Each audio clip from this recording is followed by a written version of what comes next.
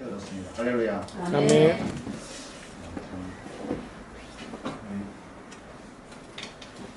바로 그 교회에 정말 저희는 뜻하지 않은 은혜를 믿었습니다. 지난번에 우리 아들이 여름에 왔을 때 너무 아팠었는데 목사님 길거리 찾아주시는데 뭐 그냥 갈 기회가 있었다만 하는 것도 왔는데 너무 좋아하는 거야. 행복해하고 그런 목사님 사모님이 너무 성경주셔서 그냥 나한테는 말 못하는 의미를 그냥 목사님 그거 여기 교회 형들 누나들이 다 좋다고 이제 한국에 오면 갈 때가 생긴 거예요. 근데 뭐 4살 때 떠났으니까 여기 뭐 어디 없잖아요. 교회들이 저를 파송한 교회는 얘를 워낙 어렸을 때 봤으니까 잘 모르고 친구도 없고 그래서 갈 곳이 있어서 너무 좋았어요. 일단 행복해하고 근데 또 갑자기 또 제 아내가 지난번에 병이 아파가지고 왔는데 얘는 학교 내가 돌봐야 되고 아내 혼자 보내니까 뭐 어떻게 하기가 어려웠는데 목사님 얘를 너무 섬겨주셔서 교회 기도해 주셔서 저 파송한 교회도 물론 열심히 섬겨주셨지만 실질적으로만 섬겨주셔서 큰 은혜를 감사하고 기쁩니다. 오늘 이렇게 이 교회에 와서 설교를 나누니까 말씀 나누니까 행복하고 주님께서 오늘 우리에게 말씀해 주시기를 기대합니다. 네. 제가 이 말씀은 사실은 이제 이번에 그 마음의 여유가 있게 온 게 아니어서 아까 말씀하셨지만 이제 지난 금요일 날 검사를 했는데 3개월 전에만 해도 그 검사 결과지가 뭐 만성 신부전 중에 심장경화에다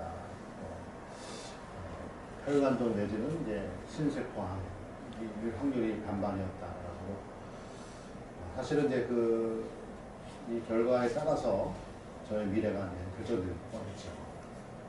이제 만약 암이다 이러면 아니면 안 좋다 그러면 사실은 이제 아내는 계속 치료를 계속 받아야 되고 나 혼자 거기서 사역할 수는 없거든요. 그런 이제 마지막까지 생각해보진 않았지만 이제 그럴 수 있겠다 그러면 이제 그런 막연함 속에서 이번에 그런 마음으로 여유 없이 왔어요. 사실은 물론 하나님을 신뢰겠지만 근데 막상 병원에 가니까 의사들이 너무 담담하게 그냥 결과를 보더니 뭐 좋아졌네요. 다음에 뭐 검사를 하시려면 하시고 안 하시고 이게 뭐 우리의 그 느낌하고 너무 다르게 하게 말하는데 아니 얼마 전만 3개월 전 자기들이 판단했는데 그 결과에 이렇게 나올 수가 있을까? 그래서 이거는 오진이었나? 할 의심을 할 정도로 근데 사실은 오진이 아니었고 러시아 병원에서 이게 판단 일체적으로 했던 것이었고 너무 몸이 아팠다는 거라서 오진일 수는 없었어요. 하나님의 밖에는 할 수가 없는 결과가 나왔습니다. 할렐루야. 감사하고 제 마음이 너무 편해졌어요. 너무 기쁘고 감사하고 또 이러면 이 하나님의 뜻이 무엇이 있을까? 이 다음에 어떤 뜻이 있을까? 기대하게 되고 그래서 일단 그 몸이 더 회복되어야 되고 더 건강해서 다음을 생각할 수 있는 그런 시간이 필요하다. 이런 기대감 절망에서 기대로 바뀌는 그런 시기여서 오늘 말씀 전하는 것도 엄청 편하게 전할 수 있을 것 같습니다. 오늘 이 말씀은 그 축복과 저주의 말씀이고 또 다르게 표현하면 제가 성공의 길과 실패의 길로 표현인데 너무나 간단한 말씀입니다. 아주 간단한 핵심이 뭐냐면 내 말을 들어라. 하나님 말씀을 듣고 지키고 순종하면 너의 길이 성공의 길, 축복의 길이 될 것이다.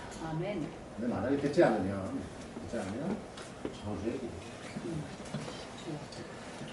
성경의 축복과 저주를 어떻게 표현했냐면요. 축복은 1000대까지 그 저주가 이어간다.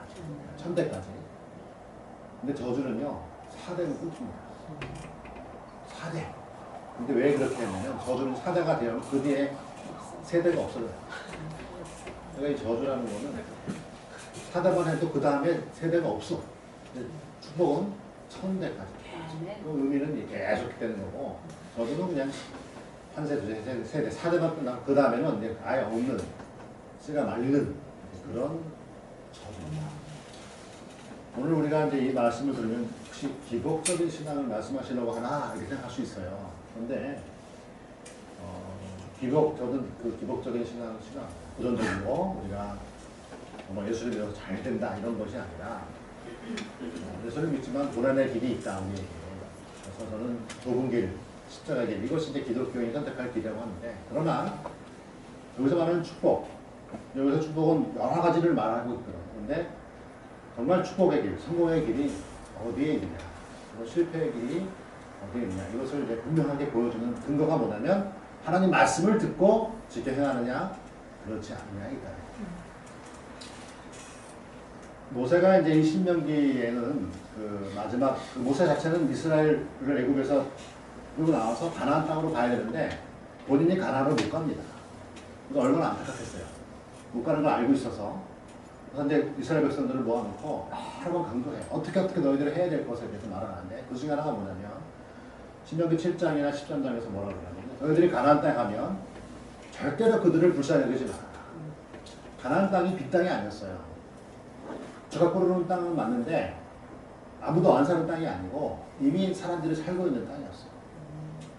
그래서 너희가 그 땅에 가면은 절대로 그들을 불쌍히 여기지 말고 그들과 혼인도 하지도 말고 그들 섬기는 우상도 섬기지 말고 만들지도 말아라.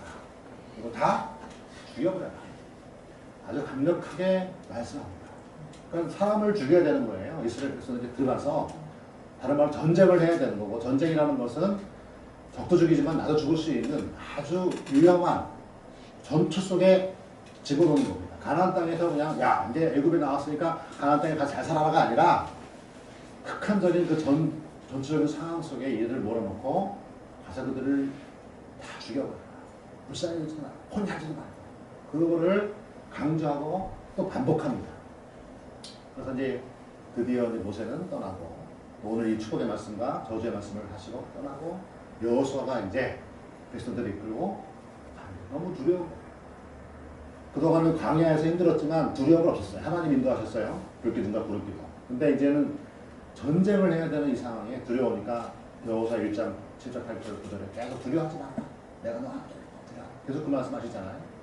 그리고 드디어 이제 이들이 여리고성이라는 큰 성을 만나 물론 정탐을 하고 나서 또 그 중에 또 누가 큰일 났네 뭐 그렇게 막 하다가 결국 이제 여리고성에 가게 되는데 여리고성은 큰 성이요. 여기서 큰 성이라고 써 있고요. 그 성을 어떻게 점령하느냐? 어떻게 점령합니까? 우리가 다 알죠? 이게 그렇죠? 어떻게 점령합니까? 그 성을 점령하는 방법은 우리의 생각과 경험과 상식이 아니었어요. 그냥 법계가 앞에 가고 그래서들이 그냥 하루에 조용히 아무 말도 안 하고 한 바퀴 하루에 돌고 6째 날 마지막 날은 7번 돌면서 항아리 들고 갑자기 소리 지르고 소리 지르니까 손이 무너졌어. 여러분 이게 이야기입니까? 사실이지? 이게 지금 상식적으로 우리가 전쟁을 할 때 하신 방법입니까? 지금 최근에는 뭐 최첨단 무기로 해가지고 다 뭐 여러 가지 그 핵무기 여러 가지가 있지만 이 당시에 전쟁이 있었어요. 칼이 있었고 창이 있었고 전차가 있었고 다 있었단 말이죠. 하나도 안 줬어. 근데 그런 전략을 하나도 사용하지 않고 말씀을 법궤를 앞에 돌리고 한 바퀴 돌아라. 마지막 날은 이거 소리 지르라. 항아리를 깨라. 우리의 생각과 상식에서 완전히 벗어난 이해할 수 없는 부탁 명령이었고 근데 그 명령을 이분들이 다 지켜요. 그래가지고 여리고성이 나왔어요. 방법은 간단한 겁니다. 그러니까 내 경험과 내 생각을 따라가는 것이 아니라 오늘날의 과학 문명, 지식, 선배의 조언, 인터넷의 정보가 아니라 하나님의 이해 안 되는 말씀. 도저히 내가 따라가기 어려운 그 말씀을 따라가라는 거예요. 인정하라는 거예요. 지키라는 거예요. 근데 이것이 이제 사실은 쉽습니까? 어렵습니까? 이게 쉬운 일이 아니에요. 왜냐하면 나는 배울 만큼 배웠고 알 만큼 아는데 내가 경험한 이 세계에서 이런 것은 아닌데 이것은 아닌데 라고 하는 이 나의 자아의 세계, 지식의 세계, 경험의 세계가 그 말씀을 쫓아가지 못하도록 방해가 안 됩니다. 오늘날 우리에게. 근데 이것은 오늘날 우리에게만 그랬을까요? 그 당시 이스라엘 백성들에게도 이것이 어땠을까요? 물론 조금 낫을 겁니다. 맨날 구름기둥, 불기둥으로 만나를 통해서 먹여주셨기 때문에 하나님 말씀 들어야지 순종해야지 따라갔겠죠. 그럴 수 있겠죠. 그러나 전쟁이라는 처음 해본 이 사실 앞에서, 사건 앞에서 이들은 정말 이것이 과연 맞을까? 라고 하는 의심도 있었을 거예요. 아무튼 간에 그들은 성공을 합니다. 문제는 그 다음입니다. 그 다음에 성공을 하고 난 다음에 아이성이라고 하는 작은 성을 만납니다. 그때에 이 사람들이 어떻게 행동했냐면요. 저 성은 조그만 성이니까 3,000명쯤 보냅시다. 누가 한 말입니까? 하나님 하신 말씀이 아니에요. 자기들의 기준으로, 자기들의 상식으로 한 말씀이에요. 그리고 3,000명을 보냅니다. 말씀도 없었고, 하나님의 음성도 없었고, 자기들이 보는 눈으로, 판단으로, 경험으로, 생각으로 결정했습니다. 그런데 해야 합니다.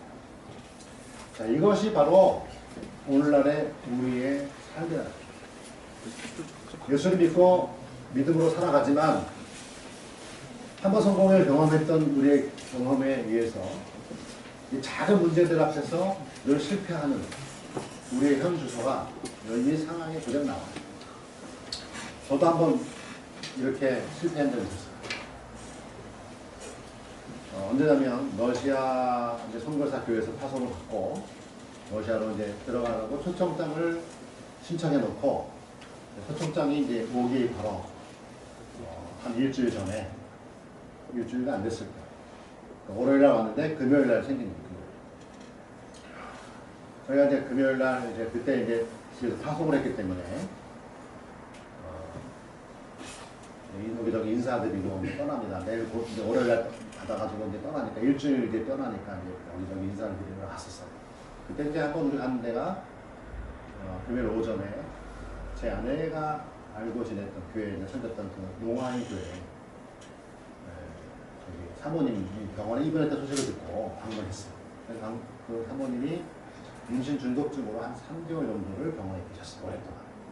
그 어머님이 교회를 안 다니시는 분이었고, 그러니까 처가적으로 아무도 안 다니는 거예요, 교회를. 그러니까 이제 그 어머님이 이제 그 딸을 불구로 앉으면서 우리가 보니까 신세한탄 하신 거예요. 내가 오랫동안 병원에 입원해 병원비에 이만큼 쌓였습니다. 그리고 뭐 이제 우리 처음 보는데 이렇게 얘기를 하셔요, 어머니가. 그리고 이제 그 사모님 입장에서는 아무도 예수를 안 믿으니까 너무나 이제 그게 불편한 거예요. 예수를 이제 안 믿으니까. 근데 또 남편도 예수를 안 믿, 집안이 안 믿고 남편은 또 농아인이에요. 교회도 농아인이에요. 그래서 이제 병원에 오지만 3개월 동안 병원에 오는데 이렇게 들리는 말로 자기를 믿음으로 음면해 주는 분이 없는 거예요. 사모님 입장에서. 그러니까 뭐 와서 막 이러고 하다가 하니까 이제 이분은 정상인이니까 이제 한 번쯤은 이제 좀 그런 말로 들리는 목사님이나 성도들이 와서 좀 기도해 볼겠다 이런 생각이 들었대요. 근데 그날 저희가 하나님 인도하신이었죠. 그래서 제가 이제 그 만남을 마치고 이제 안에 옛날에 공부했던 학교, 예수대학교에 갔는데 그 대학교 직원 한 분이 성경분을 100만 원을 수편을 해가지고 다 주는. 아내가 이제 중간에 가는 처갓댁으로 가는 도중에 이제 그 얘기를 하면서 100만 원을 주는데 제가 딱 그 돈을 받아들면서 마음속에 뭐가 떠올랐냐면 아까 그 사모님 병원비가 모자라다 떠올랐어요. 근데 저도 처음 그때 받아본 거액이었거든요. 그래가지고 이제 말을 안 하고 모른 척 했어요. 근데 나중에 알고 봤더니 제 아내도 그 100만 원을 받았을 때에 그 생각이 떠올랐대요. 근데 나래도 이제 수표라서 이거 반을 자를 수도 없고 그래가지고 이제 그냥 다수기 낫다고 해서 말을 안 했대. 말을 안 했어요. 그러다 이제 제가 주일날 남원에 이제 그 설교를 하러 오후에 가야 되는데 점심을 장인어른 교회에서 그 생선탕을 먹었는데요. 가시가 뭐예요? 얼마나 가시가 아픈지 말을 침을 못 삼키겠습니다. 그리고 차 타고 가다가 침이 보였으니까 침 뱉고 서가 그 정도로 나중에는 이게 얼얼해가지고 여기가 설교를 해야 되는데 설교를 못 할 정도로 입을 못 벌리고 하긴 해야 되니까 막 설교를 한참 하니까 아픈 것도 잊어버리고 막 또 간증한다가 2시간을 했네.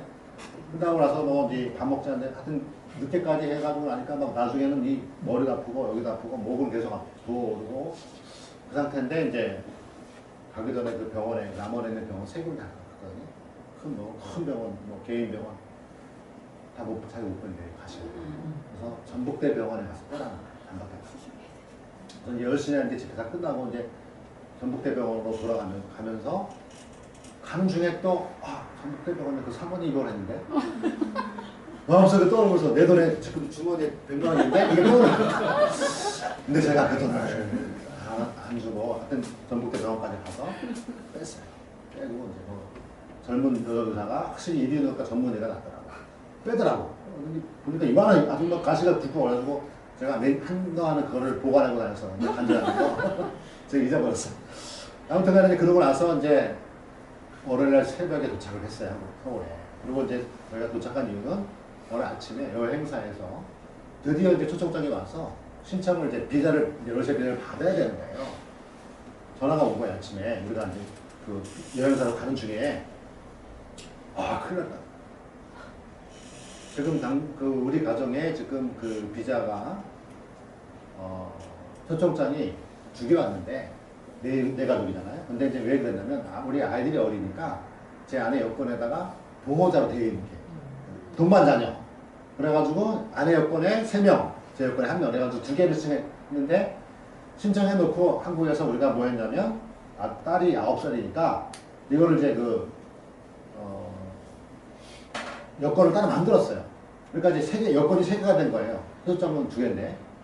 그러니까 여행사에서 하는 말이 초청장 2개라서 지금 딸이 못 들어간다. 그럼 딸을 놓고 갈 수 없잖아요. 그러니까 엄마가 남아야 된다.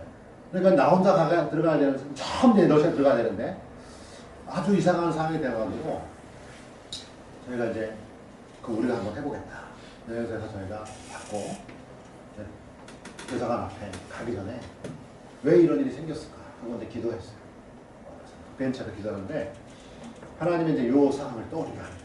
너희들 그 돈에 100만 원이 그 사모님 건데 너희가 갖고 있었다. 내가 떠오르게 했잖아요. 떠오르게 했는데 우리가 이제 모른 척 했잖아요. 요거를 이제 회개하게 하셨어요.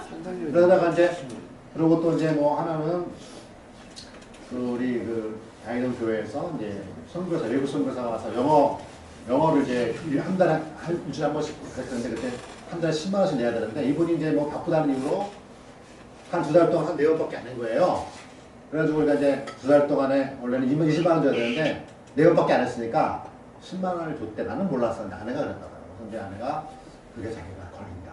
그리고 그날 아침 그분 계좌번호가 이미 몇 개월 지난 건데 아침에 수첩을 우연히 갔다는 거예요. 그래서 그분 이제 10만 원을 더 보내야 한다. 그리고 또 하나는 이제 그 교회에서 저희가 섬겼던 교회가 한 2,000명 되는 교회였는데 교인들이 막 물건을 잊어버리고 다녀요. 그 중에 하나가 뭐냐면 아이들 그 숫자 놀이판 천으로 된 거.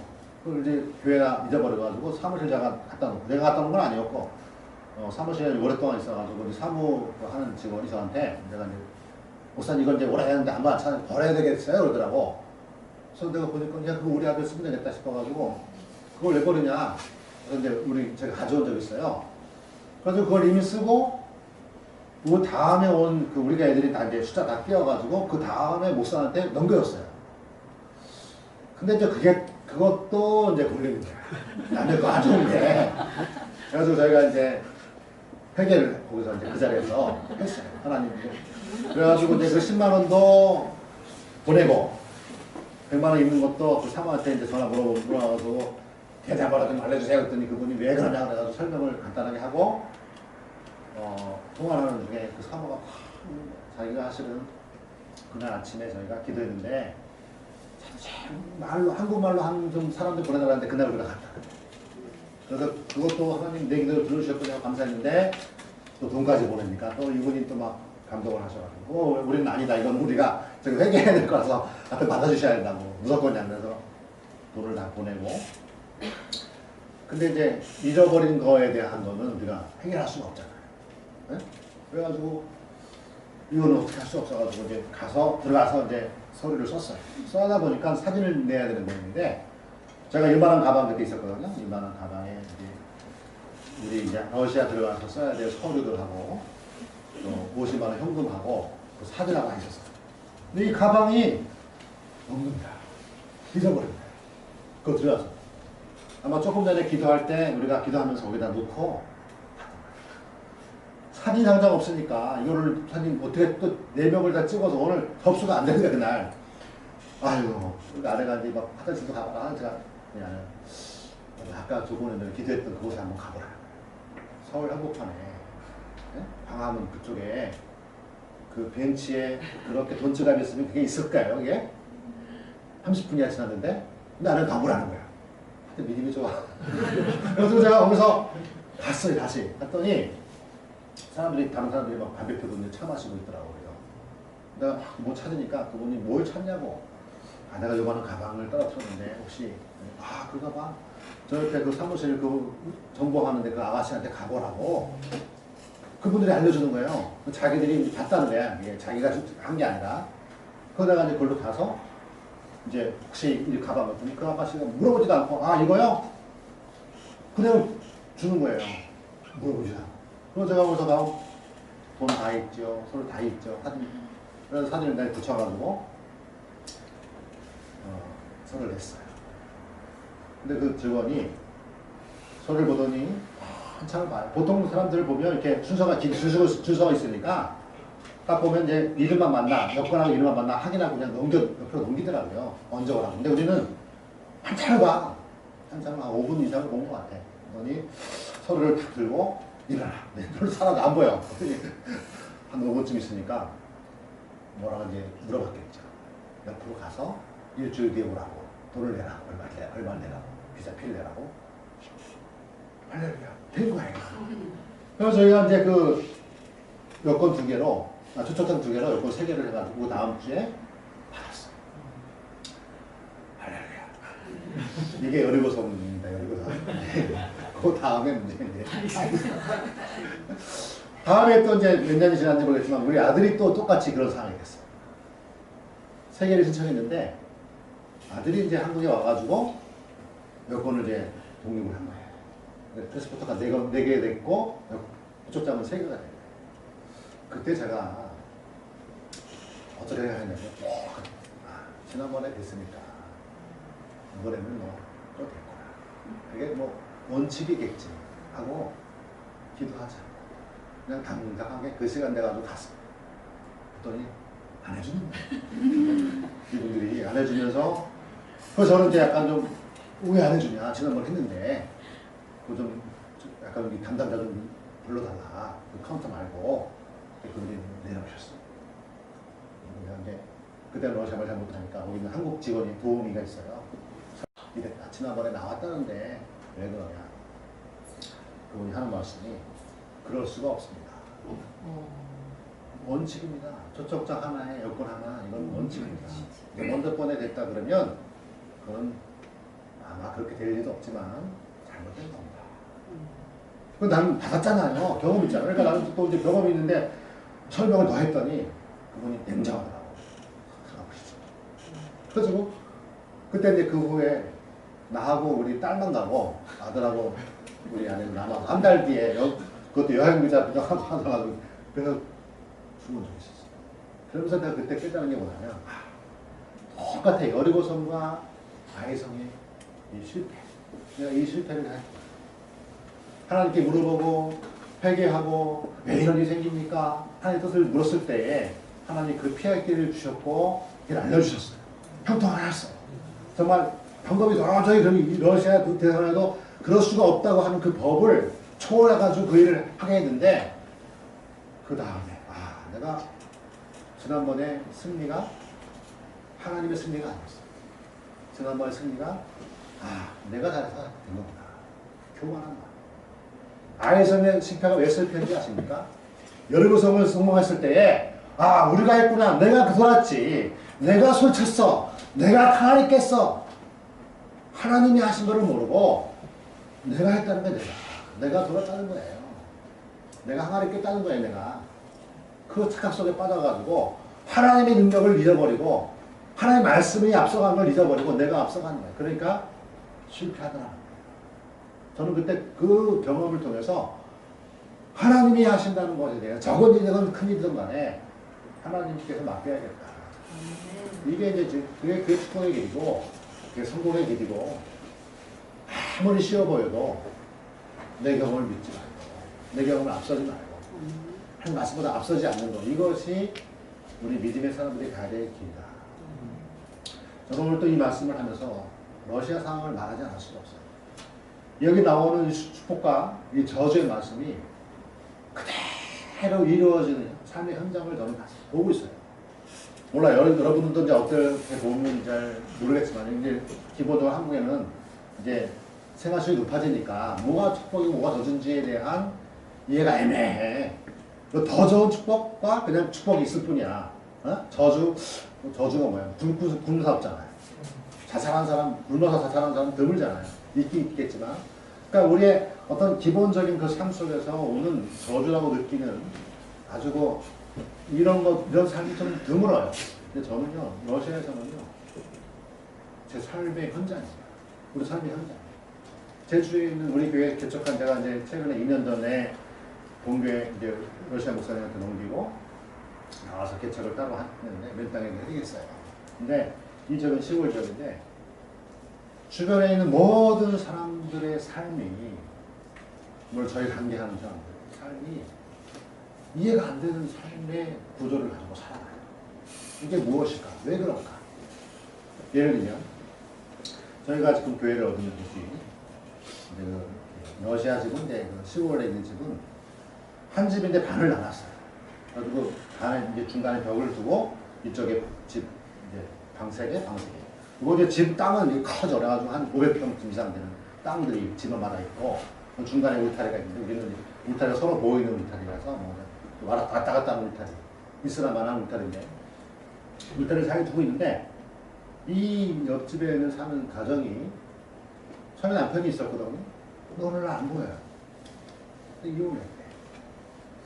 그래서 참 소리를 지르고 좀 그러긴 했지만 나하고도 여러 번 얘기했던 남편이 갑자기 이상하자마자 뭐 얼마 안 돼가지고 우리가 이혼을 했어. 그러더니 또 여러 남자들이 그 집을 왔다 갔다 하더라고요.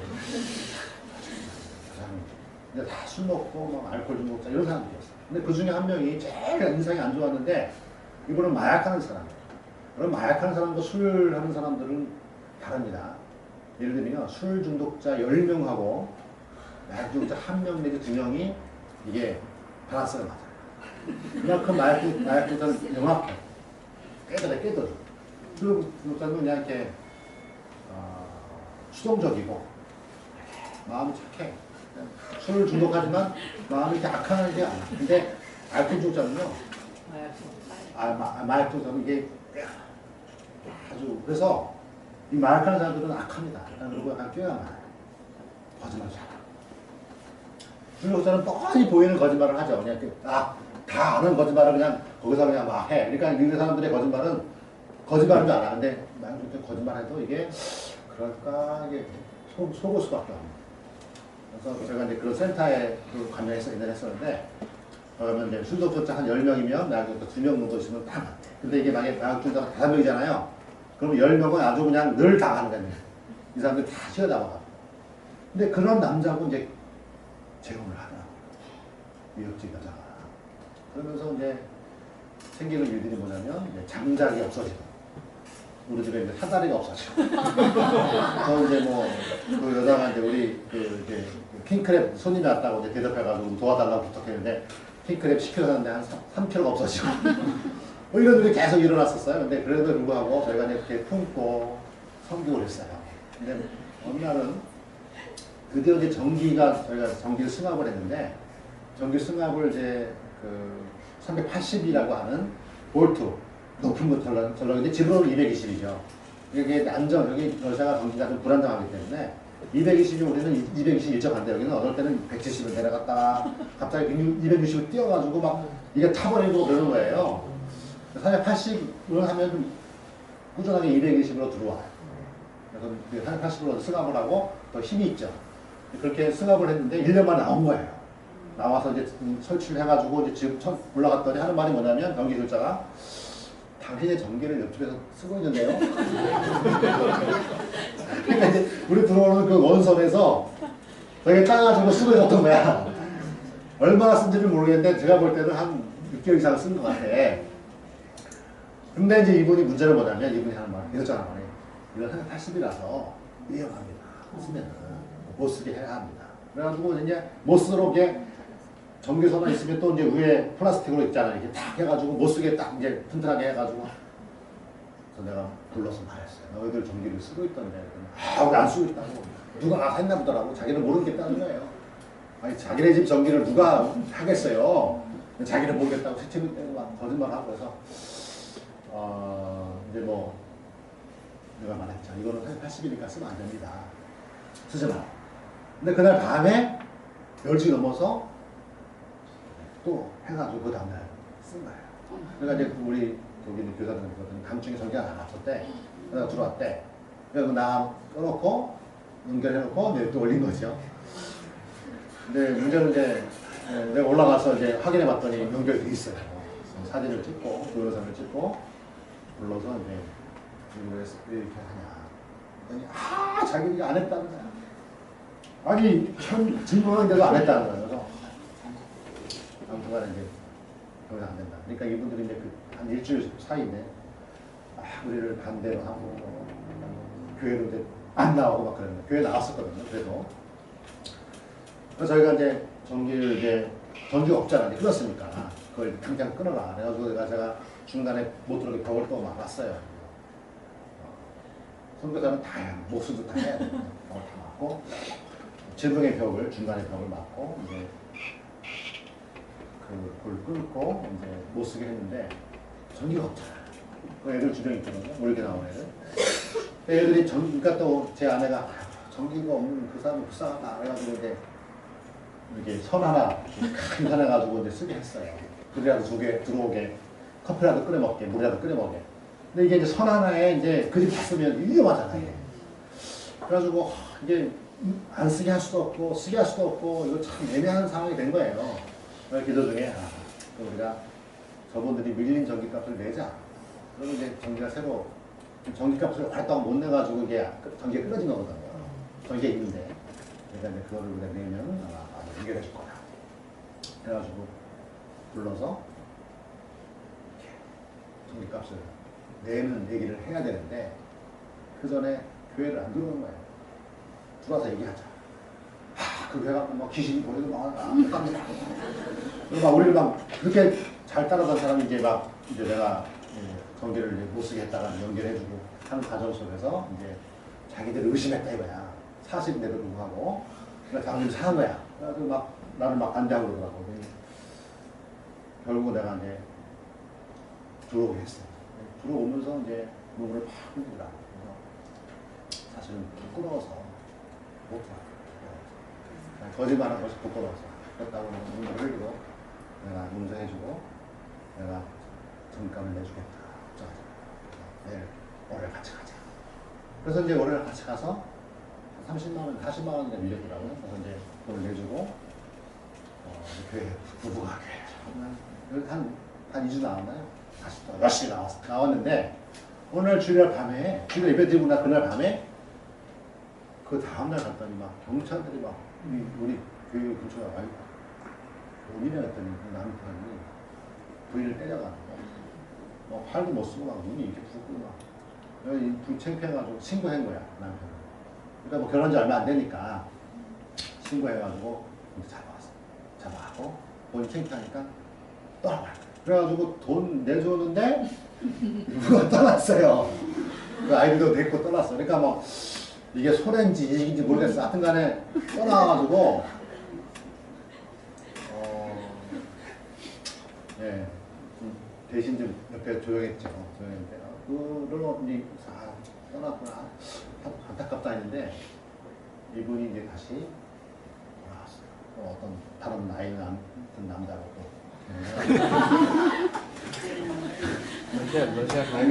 동네 근처로 아파트로 이제 이사 왔어요. 근데 이분이 이제 그때부터 이사 오면서 전화를 하고 그래고 간다면서요. 아이들을 멀리서. 그러니까 우리 교회는 약간 좀 한 5km 이렇게 떨어져 있거든요. 아파트 살면 더욱 떨어진 곳인데 아이들이. 그리고 본인도 택시 타고 보내기도 하고 늦으면. 그래서 지금 안에 참 저주스러운 삶이잖아요. 막 그냥 막 이혼하고 재혼하고 맞고 막 이렇게 막 그런 삶 속에서 그 하나님의 사랑을 좀 깨달은 것 같아요. 그래가지고 이제 저보다도 우리 아내를 얼마나 좋아하는지 그래서 그 계속 교회를 지금 몇 달째 계속 보내고 이번에도 우리가 왔는데도 불구하고 그래서 교회를 너무 많이 하는 거예요. 그래서 이 삶이 참 이렇게 막 엉켜있는 그 삶 속에서 정말 복이라고 찾아볼 수 없는 그런 삶의 구례 속에서 그 아이들을 교회를 보내고 그를 선택하는 복음이 들어가니까 그런 변화들. 우리 교회 나오는 아이 중에요. 나자라고 하는 아이가 있어요. 초등학교 4학년이다 5학년 되는데 걔네 엄마는 알코올 중독자죠. 근데 자살을 시도했습니다. 아이들이 그만해서 실패했어요. 그러니까 아이들이 근데 왜 그러냐면 그 남편이 또 자살을 했어요. 그러니까 이제 이 아이 입장에서는 아버지가 자살을 죽었잖아요. 근데 엄마도 술 먹고 자살을 죽이려고 했다가 실패했어요. 그러니까 이제 지금 이 아이들은 이제 언니도 있는데 언니도 교회 나오는데 엄마를 혼자 두고 못 움직이게 돼요. 그러니까 잠깐 교회를 오는데 어디 1박을 한다거나 이렇게 못해요. 그래서 그 언니가 먼저 옛날에 한번 수련회를 보냈더니 되게 어려워하더라고요. 걔도 언니도 뭐 중학교 1학년밖에 안 됐어요. 근데도 불구하고 우리가 없으면 엄마가 어떻게 될지 모르니까 못 가는 거예요. 그 염려하고.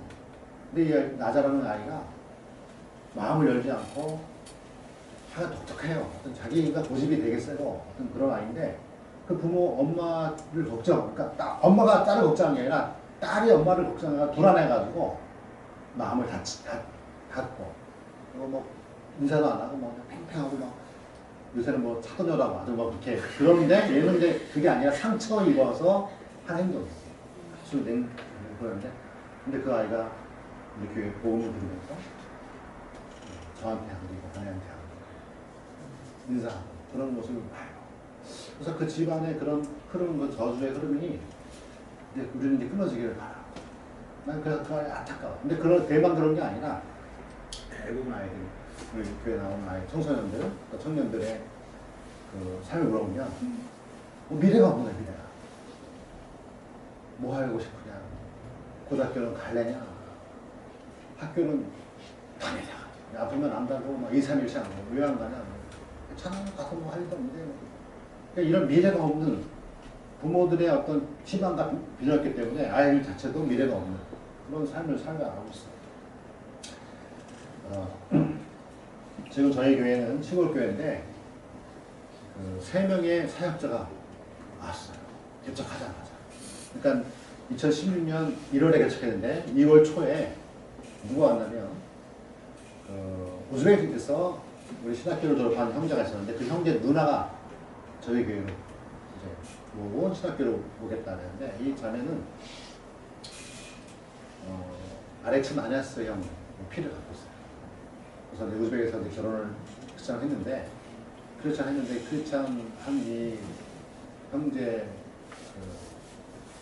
아기를 임신해가 낳는데 아기를 수유하다가 2개월 만에 죽었어요, 아이가. 그러니까 아렉스 마냐스가 이제 수유를 하면 안 되는가 봐요. 그래가지고 아이가 죽었어요. 두 번째 또 애를 낳는데 애가 또 죽었어요. 그러니까 이제 그 시어머니가 자기 남편이죠. 강제로 다른 여자로 결혼시켰어요. 뺏어와서 결혼시켜버려요. 그러니까 이제 이 여자 입장에서는 그래도 남편이 자기를 지켜줘야 되잖아요. 근데 남편이 어머니를 따라서 간 거예요. 어머니 말씀을 순종하고. 물론 그 무슬람 세계라서 좀 그러긴 한데 그러니까 이 자매 입장에서는 두 아들을 잃었지, 남편 뺏겼지, 고통 중에 여유로운 거죠. 여러분 이제 뭐 사실은 신학교를 다니지만 제가 상황을 보니까 거의 피해서 온 거지, 피해서. 그래서 뭐 의욕도 없고 뭐 그랬는데 회복이 되면서 어린 사역을 같이 아내랑 하면서 늘 이제 지금 이제 그 갈릴리 교회는 제 아내가 중심되어서 어린이 교회로 아이들이 한 20, 30명 나오는 어른들, 청소년들이 좀 나오는데 교사들을 계속 대화하면서 너무나 회복돼가지고 돌아가서 자기가 이제 그런 사역을 하겠다고 하는 비전을 발견하는 그런 이제 희망을 갖고 있고 또 하나의 교사가 있는데 그 사람은 누구냐면 그 러시아에는 그 55개 소수민족이 있어요. 수많은 소수민족인데 그 중에 한 나나이츠라고 하는 우리 몽골족 비슷한 민족이 있는데요.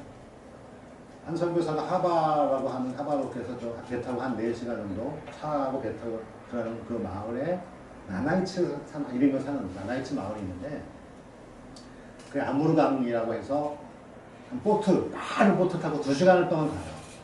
기차 버스로 한 1시간 반 가고 그 여자하고 결혼해가지고 정착하고 숨어 살기 때문에 그 사람 도우러 갔다가 그 마을에 있는 거라고 마을에 교회를 세웠어요. 이 선교사가 한 번 어느 날 가는데 꿈을 꿨는데 낚시했는데 죽은 물고기가 낚시했네요. 낚시했는데 그래서 이상하게 죽어도 어떻게 이게 낚시를 낚였을까? 어? 그러니까 낚여서 죽은 게 아니라 아예 죽은 거예요.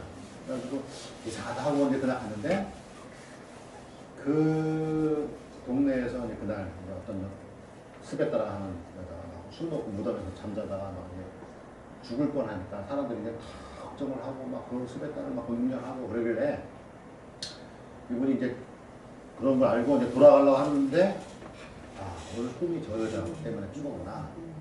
내가 가면 여자 죽겠구나.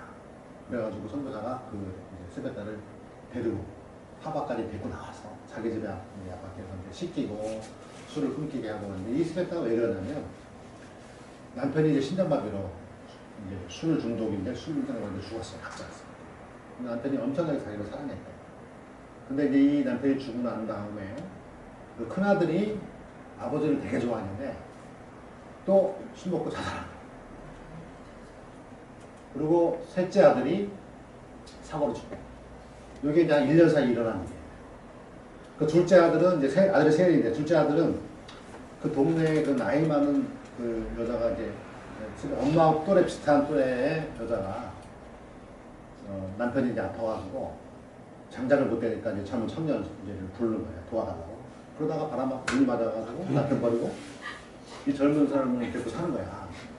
근데 그런 일이 없었대요. 없는 그 마을에 그런 일이 없는데 그러니까 스베타 입장에 올 때는 남편 죽고 큰아들 죽고 셋째 아들 죽고 둘째 아들 뺏겼어. 아무도 없는 거야. 그래가지고 이제 갈망 속에 술 먹고 남편이 그리우니까 누가 잠자다가 뭐 가다가 이제 술 취해가지고 잠을 자는 거죠. 그러니까 이제 영하 40도야. 죽어버려요. 그러니까 이제 사람들이 걱정을 하고 막 그러는데 그랬던 거예요. 그래서 이제 이 목사님이 이제 자기 집에서 한 2달 동안 데리고 있다. 그러니까 술기에 조금 빠진 상태에서 저한테 보내가지고 나한테 보내니까 나는 사실하고. 나는 그래서 신학교를 그때 신학교 제가 학장할 때인데 신학교를 보낸다 그래가지고 뭐 준비가 좀 됐겠지 하고 이제 뭐 유수민 지 얼마 안 됐는데 뭐 그런 의도가 있는가 보다 했어요. 딱 기차를 갔는데 막 얼굴 보니까 이제 술에 쩌든 얼굴 있잖아요. 여러분은 잘 모르실 거예요. 여기 한국에 별로 없어 그런 사람.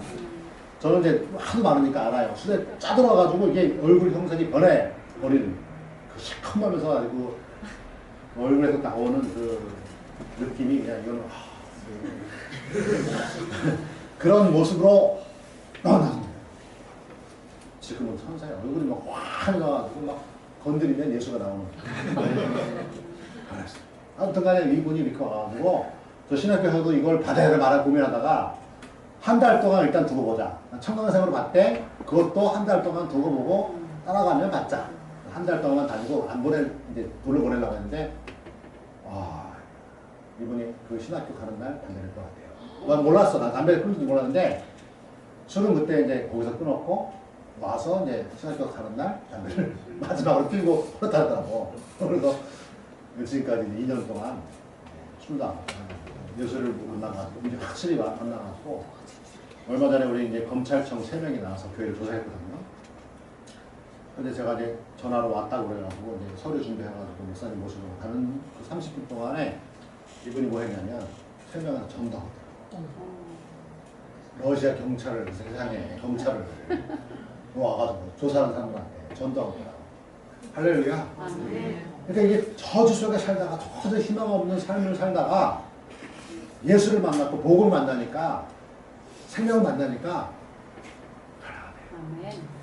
근데 그 만나기 전에는 그야말로 그냥 뭐 제가 지금 말하는 거 들어보면 여러분 아시겠죠? 어떻게 막 그냥 이게 자살이라는 게 그냥 우리는 뭐 볼 수 있겠다. 근데 이거 뭐 한 집안에 그냥 뭐 남편, 아들, 이런 게 이게 그냥 오는 게 아니거든요. 그냥 흐름 속에 있거든요. 근데 지금 그 둘째 아들이 저에게 와 있어요. 지난 가을에 11월 달에 한 달 정도 와 있었어요. 그때는 한 달을 예상하고 왔었어요. 근데 제가 그때 이제 계속 복음을 전했죠. 그리고 모든 예배나 모임에 그 친구를 해결했고, 제가 1대1로 개인을 한번 만나서 일주일에 한 번씩. 그리고 이제 돌아갔는데, 그래서 언제든지 와. 너를 위해서 내가 하나 한다. 저희가 1월 초에 신정 지나자마자 그분이 그 친구가 지금 저희 교회 맡아주고 있어요. 일 없어서 개밥 주면서 뭐 교회 또 내가 없으니까 너 어떡할래? 내가 일도 없는데 어떡할래? 내가 신학교 가서 책도 읽고 혹시 강의들이 계속 듣고 우리 선교사님 계시니까 그분한테 1대1로 좀 배워라. 좋다. 지금 그렇게 할렐루야. 얘가 희망과 절망, 그러니까 뭐 20살 때부터 그 나이 든 여자하고 종로로 타면서 산 거야. 사실은 종로로 산 거야. 부부라기보다도 여기 러시아에서는요 시골 땅집에서 여자들이 왕이고 남자를 조로 실제로 그래요. 그러니까 하여튼 남자가 필요해. 그러니까 이제 끌고 오는 거예요. 점사 이상한 애가 젊은 애가 사는 거야. 살다가 이제 힘들어가지고 참 이러한 그 저주적인 그런 하나님 없는 보호 없는 삶 속에 이렇게 자살과 살인과 사고와 희망이 없는 미래가 없는 그런 삶 속에 이게 복음이 들어가면 애들이나 사람들이나 살아. 저희가 지금 또 한 명의 남자가 그 샤샤라고 하는 친구가 지금 왔는데 이 친구는 좀 두고 봐야 될 것 같아요. 옛날에 자기가 과거에 뭐 관리, 그러니까 세무서의 관리였는데 부정을 하다가 이제 10년 동안 도망다녔어요. 한국에 살다가 이제 그게 공소시효가 끝나니까 이제 돌아와서 예수를 믿어가지고 2년 돼가지고 지금 또 아는 목사님, 저하고 친분인 목사님이 저 시골에 있으니까 나한테 또 보낸다고. 그러니까 하나님이 이렇게 사람을 보내요. 그래서 제가 이제 그 친구를 받았는데 아직까지 모르겠어요. 그 친구는 이게 뭘 원하는지. 기도 중에 있는데 아무튼 간에 이렇게 하나님이 시골에 있는 사람들에도 사람을 보내고 근데 예수로 변한 건 맞는데 이제 사역자가 될 것이냐 이거는 제가 좀 더 기도해 봐야 돼요. 본인도 기도해 봐야 돼요. 하여튼 이제 그렇게 생각하고 있고요. 결론적으로 얘기하면 그 하나님의 말씀을 지켜 행하느냐 아니면 듣고 행하지 않느냐에 따라서 성공의 길이 있고 축복의 길이 열려있고 그러지 않으면 정말 복음 없이 사는 그 삶의 그 무의미 뭐 그것이 뭐 돈이 많든 없든 그거는 이제 뭐 자살하든 그거라도 우리 러시아 한국적인 상황 속에서 정말 그 목적 없이 의미 없이 자기만을 의지하고 살아가는 그것이 마치 잘한 것처럼 똑똑한 것처럼 살아가는 그러한 삶 속에서 철저히 하나님 말씀이 우리를 이끌어가고 그것이 정말 우리를 이렇게 인도할 때에 거기서 오는 경험 그때 때로는 내 것을 포기해야 되죠.